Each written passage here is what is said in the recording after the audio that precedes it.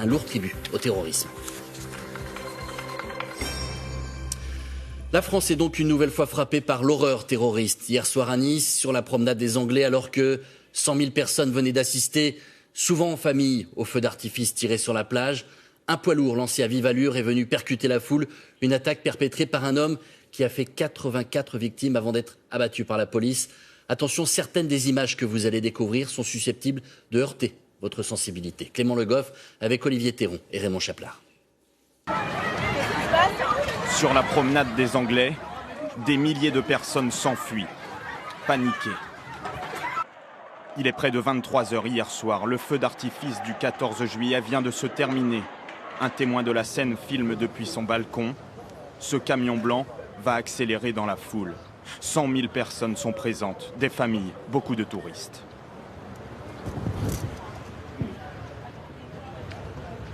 On ne l'a pas entendu arriver, il arrivait à contresens.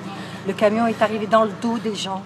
Moi qui allais traverser, puisqu'il m'est passé à 50 cm, je ne l'ai pas entendu, j'ai simplement senti quelque chose et j'ai vu le camion passer, je me suis retournée, j'ai vu des gens de chaque côté et il continuait à foncer. Comme un camion, il est fauché comme du blé, quoi. Sur une distance de 2 km, en remontant la promenade des Anglais, le poids lourd fauche des dizaines de personnes sur son passage. Il zigzaguait, donc il a voulu percuter. Il percutait, ça c'est sûr. C'était pas une perte de contrôle, il voulait choper le maximum de personnes. On a eu tellement peur. On a tous sauté en bas en fait, au niveau de plage, on a 3 mètres de murettes qu'on a sauté et on est parti. Et on a vu des cadavres partout, quoi. C'était horrible. Ce camion, le voici quelques minutes plus tard, criblé de balles. Son conducteur a été tué par les tirs de la police. Mais le bilan est très lourd. Sur place, les secours arrivent rapidement. Plusieurs dispositifs d'urgence, plan blanc, plan hors sec, sont déclenchés. On en évacue 2 avec ton vecteur. On compte déjà de nombreuses victimes, au moins 84 personnes décédées et des dizaines de blessés. On a essayé d'aider, on avait fait le plus possible, on a tout ratissé. On a essayé de prodiguer les premiers soins, comme je vous ai dit, mais la plupart du temps, il n'y avait pas grand-chose à faire. Et voilà, ça a été, enfin bref, un carnage. Voilà, vraiment des traumas, d'accident de la route, on va dire, parce que de toute façon, c'est un camion, il a roulé sur tout le monde. Hein, donc de toute façon, les enfants, voilà, c'était assez insoutenable. C'est même encore assez insoutenable parce qu'on évacue, on avait bien fini d'évacuer la plage, parce qu'il y avait encore des gens dessus. Et pendant que les secours s'activent, la situation est confuse pour beaucoup. Pendant plusieurs heures, la population a reçu l'ordre de rester cloîtrée. Certains ressortent terrifiés. Nous sommes partis dans les caves pendant des heures et un policier qui nous a dit à un moment qu'on pouvait sortir. On est sortis et là, un autre policier nous a jetés dans le Negresco. Là, on vient de nous qu'on a le droit de rentrer chez nous. En 18 mois, la France vient de connaître son 3e attentat de masse dans l'une des villes réputées les plus sécurisées de France, le jour de la fête nationale. Alors à ce moment de la soirée, des dizaines de milliers de personnes empruntaient la promenade des Anglais, fermée à la circulation. Ils ont donc été surpris par ce camion lancé à vive allure. Écoutez le témoignage de cet homme. Il a été frôlé par le poids lourd. Il est bien sûr extrêmement choqué par ce qui s'est passé. Son témoignage a été recueilli par Stéphanie Pérez et Hakim Abdelkalek. Il passait à côté de moi, à 3 mètres. Et il a fauché plein de gens qui sont partis sous le camion. D'autres qui ont été déportés sur la route, sur la plage. Et j'ai vu plein de cadavres et c'était impressionnant. Il roulait minimum à 70, il allait à fond. Il y avait des scooters qui essayaient de l'arrêter, il les écrasait aussi. Des gens qui couraient derrière le camion pour l'arrêter, et il écrasait des gens, il s'en foutait, il passait sur le trottoir. Après il passait sur la route, il essayait d'écraser un maximum de personnes. Et c'est Olivier Théron que nous retrouvons en direct de Nice. Bonjour Olivier, le choc est immense dans cette ville que vous connaissez bien puisque vous y vivez. Quel sentiment prédomine ce matin ? Nice est une ville silencieuse ce matin, hébétée. Il faut imaginer qu'il y avait sur la promenade des Anglais des dizaines de milliers de personnes venues festoyer, participer au feu d'artifice, écouter de la musique. Nous sommes arrivés sur les lieux quelques dizaines de minutes après le drame. Il n'y avait presque plus personne, simplement quelques groupes de personnes rassemblées autour de la dépouille d'un proche, d'un ami, recouverts dans linceul. Et ces gens ne voulaient pas partir, ils voulaient rester là tant que les secours ne viendraient pas les prendre en compte. Et les secours, il faut imaginer, avec 200 personnes au sol, entre les blessés et les morts, ont eu beaucoup de mal à prendre en compte tout le monde très très vite. Alors dans les rues adjacentes, c'était une énorme pagaille. Il y avait des milliers de personnes, des touristes, des Niçois. Chacun cherchait de la famille, cherchait des amis, cherchait son chemin. Et cette errance, pour beaucoup, a duré une grande partie de la nuit. Alors oui, ce matin, Nice est une ville silencieuse, traumatisée par l'attentat d'hier soir.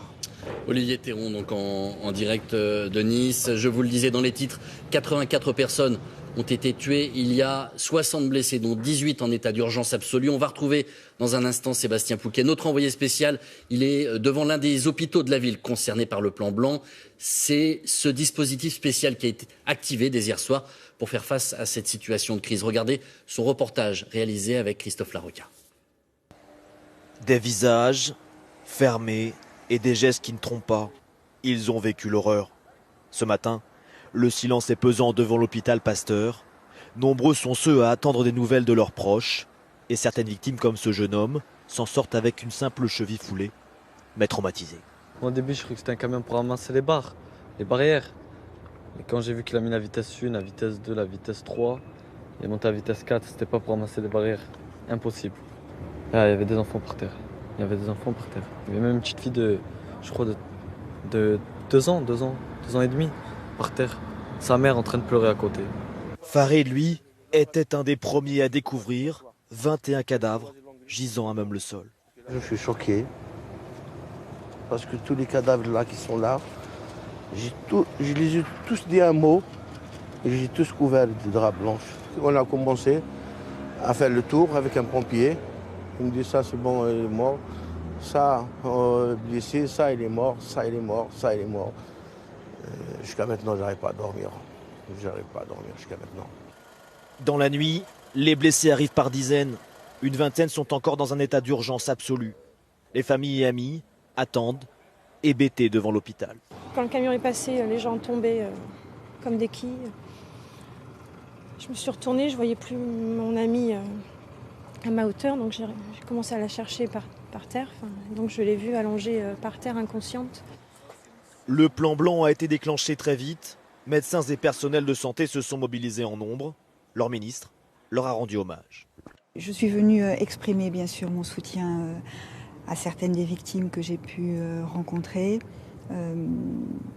Le temps permettra que chacun exprime ses sentiments, ce qu'il a vécu.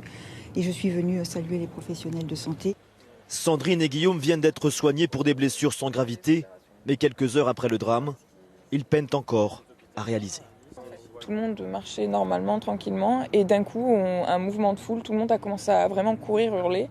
C'est le camion, et quand je me suis retournée, en fait, il était à quelques mètres, quoi, et je voyais qu'il n'y avait plus les gens derrière moi, il s'effondrait, et par réflexe, en fait, j'ai vu la tôle du toit du restaurant en dessous, et j'ai sauté dans le vide, en fait. Moi, je me suis réfugié derrière le camion. Après, la voyant plus, j'ai essayé de chercher. J'ai regardé les corps qui étaient sur le sol.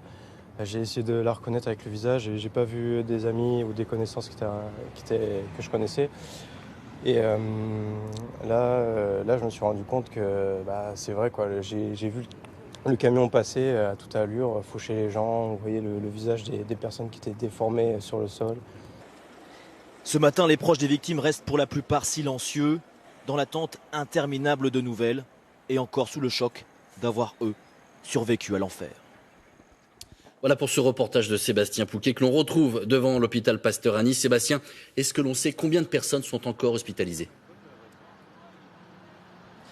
Oui, Nathanaël, les chiffres nous parviennent, ils sont éloquents, ils sont dramatiques. Ici, à l'hôpital Pasteur où je me trouve, eh bien, il y a pas moins de 18 personnes qui sont hospitalisées dans un état jugé de gravité absolue, c'est-à-dire qu'au moment où je vous parle, leurs jours sont encore en danger. En tout, ce sont 200 personnes qui ont été blessées à des degrés divers, qui ont été réparties sur les différents hôpitaux de la ville. Et parmi ces 200 blessés, eh bien, étant donné le public très familial qu'il y avait au moment du feu d'artifice, eh bien, on compte une trentaine d'enfants. Ce que je peux vous dire ici, ayant passé la matinée devant l'hôpital Pasteur, eh bien, c'est que les différentes personnes blessées, les différentes victimes qui sortent de l'hôpital, eh bien, disent avoir été pris en charge rapidement, avec beaucoup d'efficacité, sans doute grâce au nombre de médecins présents rapidement et de personnel médical après le déclenchement du plan blanc.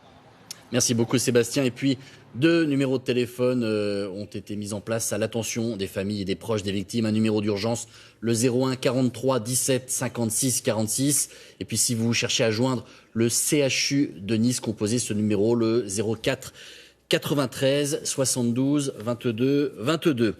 On va faire le point sur l'enquête, c'est important dans un instant. Mais d'abord 3 questions au docteur Gérald Kierzek. Bonjour, vous êtes médecin urgentiste.